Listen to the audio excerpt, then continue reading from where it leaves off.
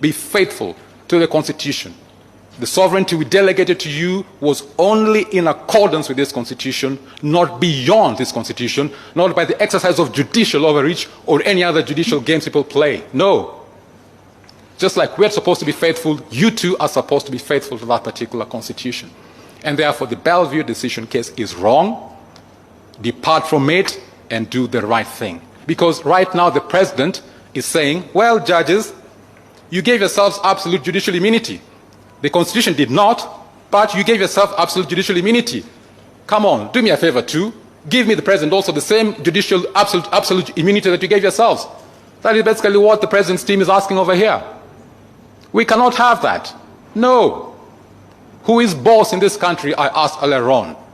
Is it Martha Koome? Is it Uhuru Kenyatta? Is it Devin D? Or is it us, the people? Who is boss?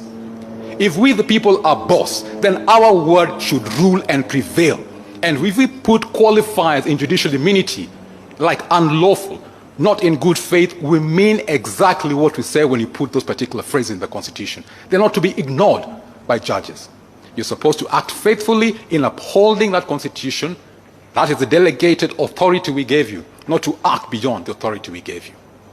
So Bellevue decision is wrong. Uhuru Kenyatta as president cannot rely on that in an effort to get himself absolute immunity. He does not have absolute immunity. That in our history as a country, there was a lady called Wangua Wamakeri. Wangua Wamakeri was a very courageous woman.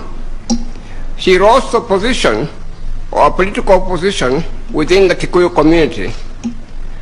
And the men feared that she treated them very badly. To such an extent that the men took an oath and said to themselves that never again shall they be ruled by a woman.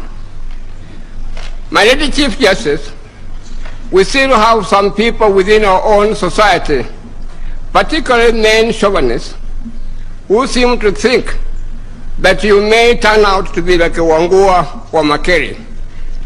They fear that you may probably not be someone who will listen to them. But we who have known you for a long time, we know that there's no way you can become Wangua Wamakeri. You will teach men and women gradually. The Honorable Lady Chief Justice, yourself and your deputy, you join Club of Great Women of Kenya.